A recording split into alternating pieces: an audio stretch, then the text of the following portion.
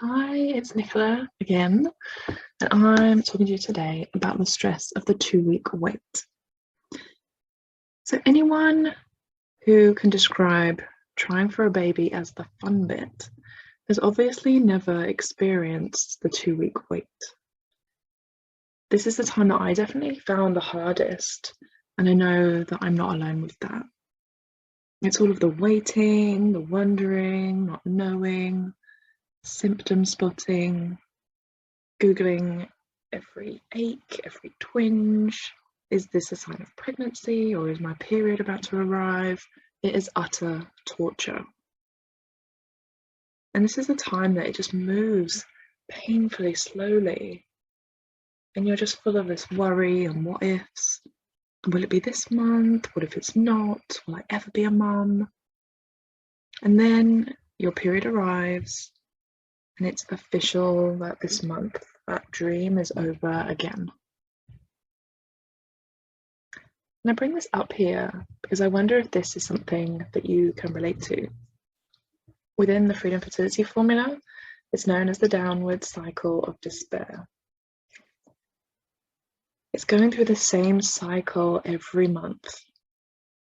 So let's start on the day that your period arrives and it brings you to this place of despair. That final sign that this month, again, you're not pregnant. So after you come to terms with this, that it's not this month, you cry the tears that you need to, you move on to the try phase. This is, of course, the small window of opportunity in that month where pregnancy is possible. And after this phase is over, and you tried at the right time, however stressful that might have been, you have this positive feeling of hope. You have some belief, even if it's just a small amount, that this could be the month.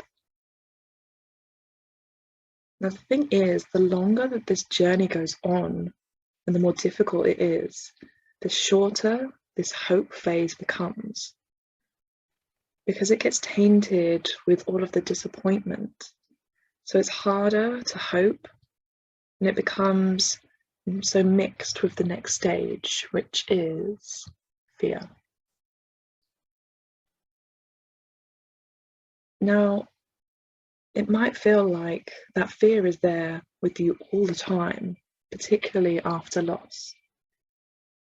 And I wonder if you notice that the fear feeling becomes even more overwhelming during the second week of the 2 week wait, where you're analysing every ache, every pain, the symptoms, wondering if it's pregnancy or if that your period is going to arrive. That fear of not knowing, waiting, wondering, all of the uncertainty, it's just excruciating. And then back to the devastation and despair when your period does arrive. And you're back to the beginning again.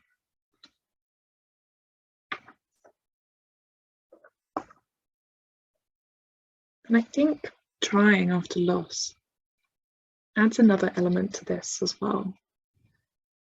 Because you have this huge fear of being pregnant again, fear of the same thing happening. And it's almost as strong as the fear of never being pregnant again.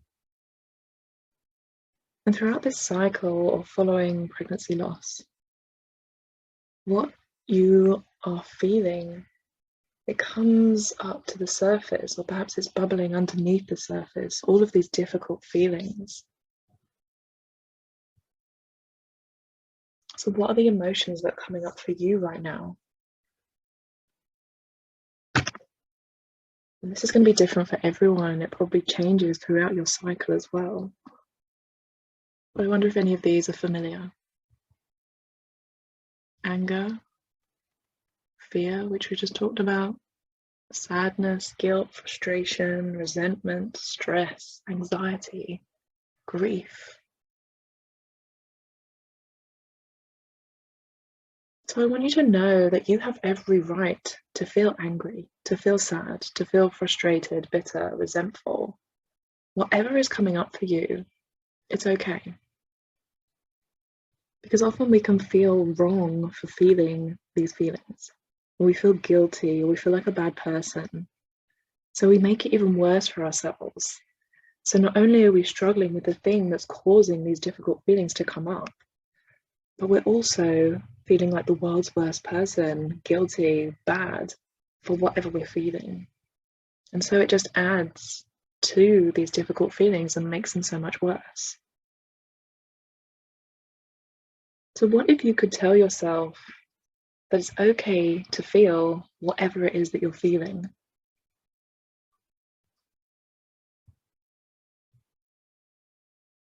Because this is what I would call the first step to improving the way that you're feeling, is to acknowledge your feelings.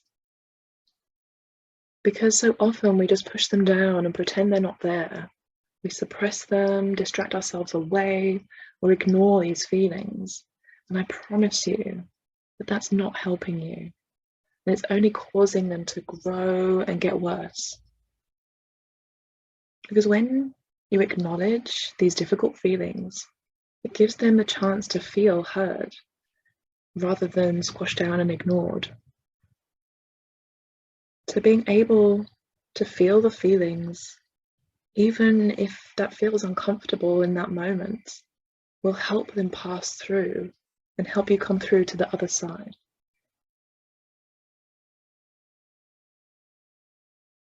So the next two steps are things that I have shared with you within this course. There are two more fantastic tools that I know will be perfect for how you're feeling right now. And the first one is journaling. And if you've never done this before, I really encourage you to give it a go now. And perhaps you're someone that's tried it in the past, but haven't done it for a while. Now is the perfect time to pick it up again. The important thing to know about journaling is that there's no right or wrong way to do it.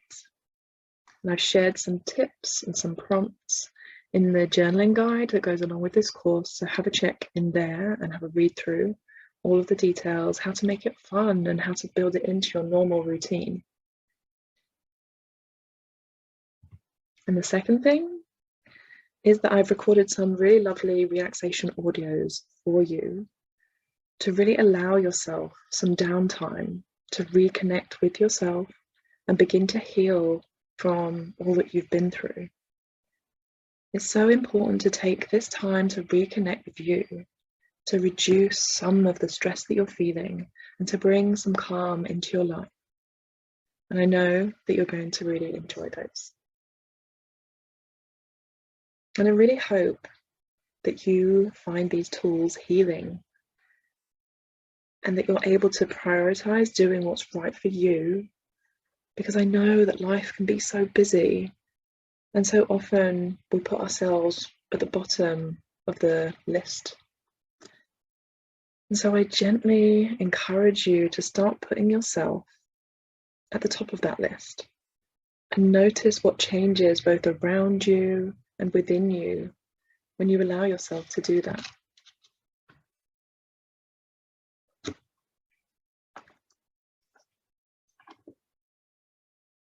And as always, let me know how you get on with all of these exercises, anything that we talked about here.